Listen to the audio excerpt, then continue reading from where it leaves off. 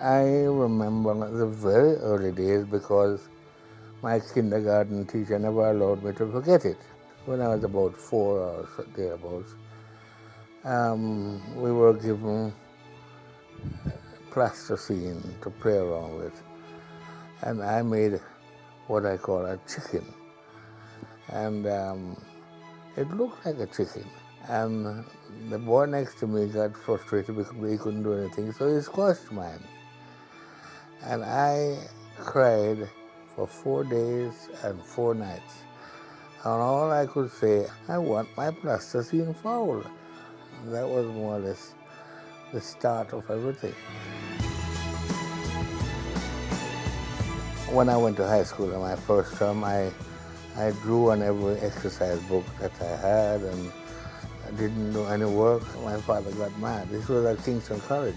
All I do in those days was draw on anything that I could see. So drawing was not only a habit, it was a love. By the time I was 14, I was thinking of what my ability was like.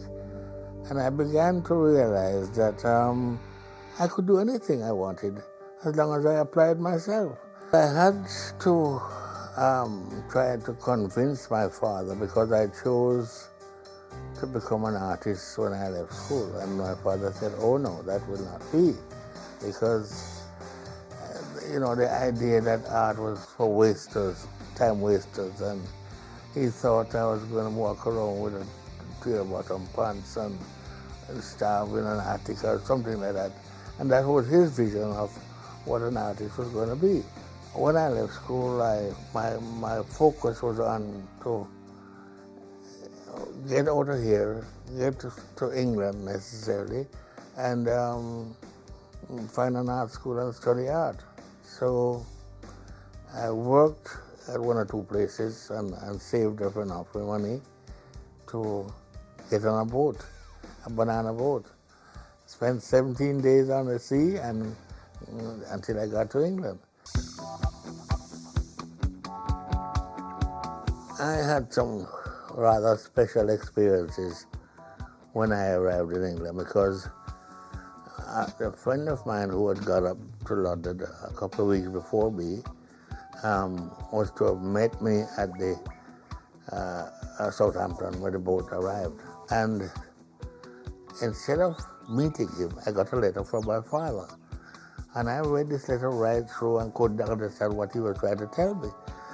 At the last line, it said, God took Gero. That means the guy died. I couldn't help crying. I just bawled. I stood up on the deck and just cried. And I then didn't know which way I was going.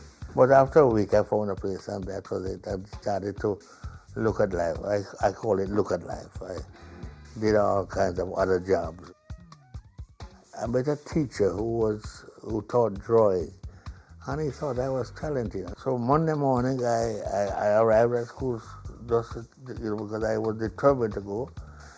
And I walked into the purser's office and said, this is the letter I got from the Jamaica government. They can't give me a scholarship. He said to me, go to school, carry on, we work it out. And the British Council came up with a scholarship for me for the first year. And he wrote a letter to the Jamaica government. And I think that was the first time I realized how powerful the pen was, because he was talking to the government and he spoke to them as if they were little boys. And so I graduated from the college after 3 years and got about 7 other scholarships to Italy, France, Spain, Germany, Holland. I studied the old masters. I looked into the museums. I saw what they did and what they could do. And for me, it was almost a good thing. You know of these guys and you think they are sort of fantastic, they're wonderful, like a Rembrandt or a Da Vinci or someone. And when you look at their work in detail, close, and you see a mistake, you say, they are human. Good, I can do it too, So I match myself against them. When I left Jamaica, my intention was always to go back for a couple of very good reasons. I wanted my father to understand that art as a profession is as valid and as good as medicine or any other one. And two, I didn't understand why art was not on the curriculum in schools and why people were not taught to have a career in art or whatever, how they looked at art as something, and I wanted to correct that. My first job was at the University of the West Indies. I was teaching art appreciation to teachers, and then I was offered the job to set up the Jamaica School of Art.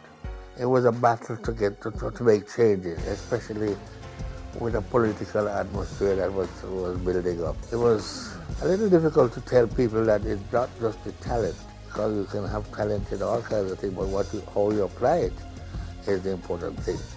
The idea or the concept of a 99% sweat is the answer to most things.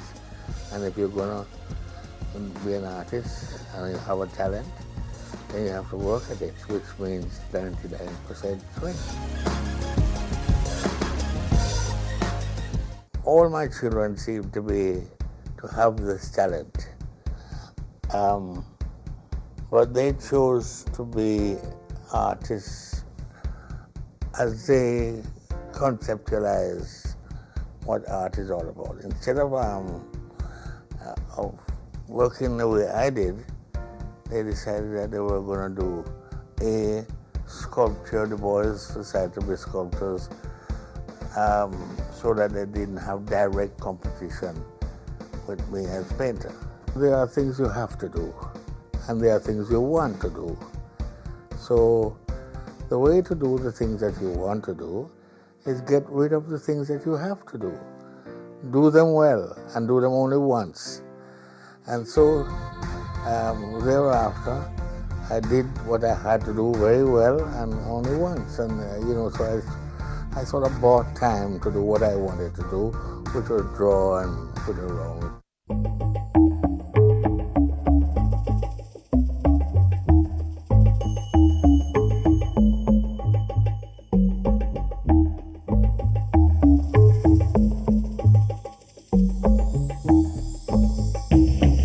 I like to do paintings of people, and I find that the human figure is the most difficult of all to draw and to paint, and it has so many different possibilities or changes or moods, and especially the female. It's more challenging than anything else, and I like a challenge. I want to extend myself to the point where, I am beaten by the subject. I do one after the other, preparing for that one that I'm going to do. I haven't done it yet, by the way. You can't think of the audience, and you can't think of selling a painting or anything of that kind when you're working, and you're doing it for yourself, as for me, and you want to put maximum effort into it, and you want to get maximum results. And so I would say I paint for the business of excellence. I want it to be good. I have to be better than good if necessary.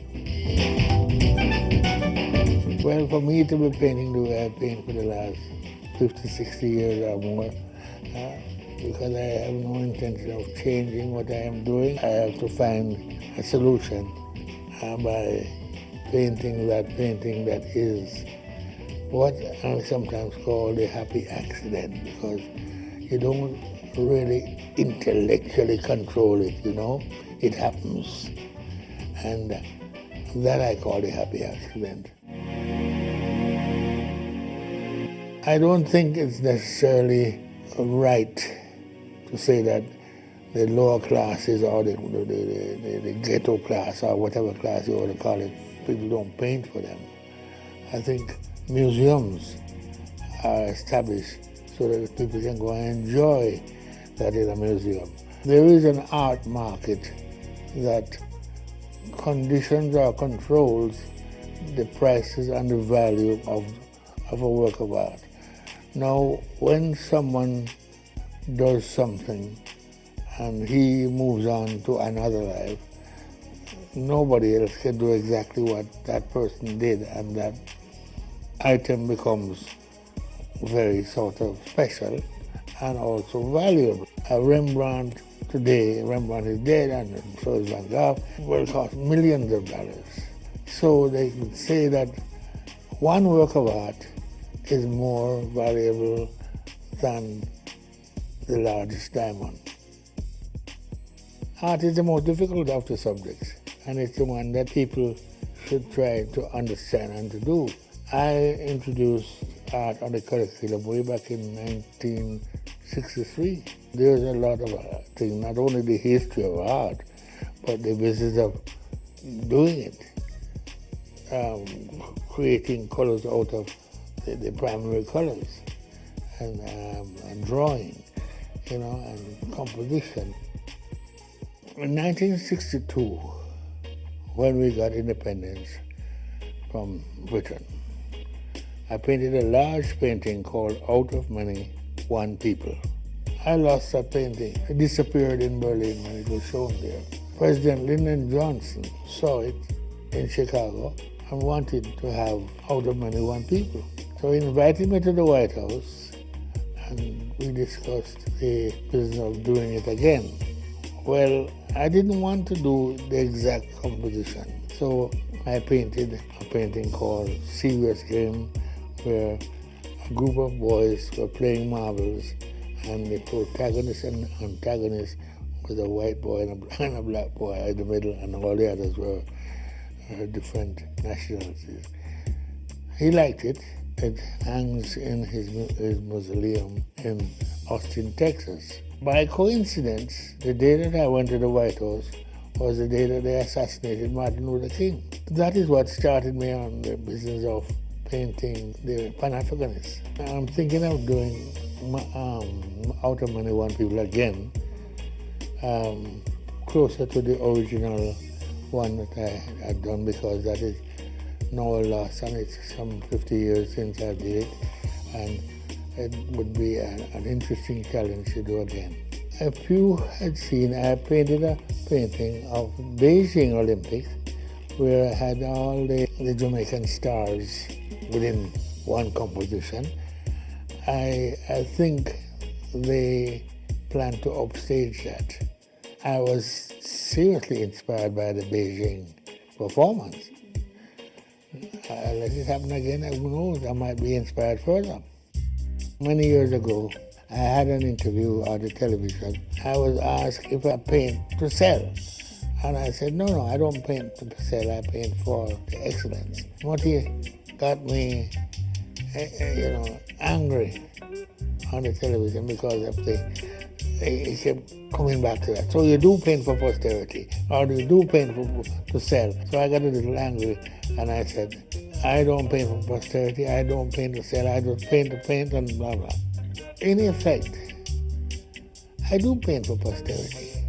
I do paint so that my paintings can be liked, and they can last a long time, and they give people joy.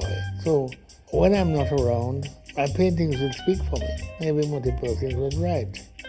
I do paint for posterity. I didn't realize it at the time. Nowadays, I don't even think about selling a painting. I just paint it.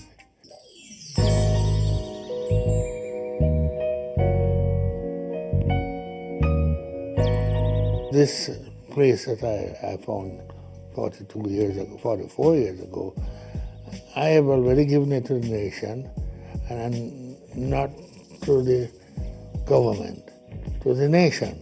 I have 6.5 acres of land left to give to the National Heritage Trust, on which I'm going to probably build a museum, and in it I will put my works and others that I've collected, so that all classes can come and look at it. And I want to have this done before I die, so that it is something I hope to leave for my country. Jamaica.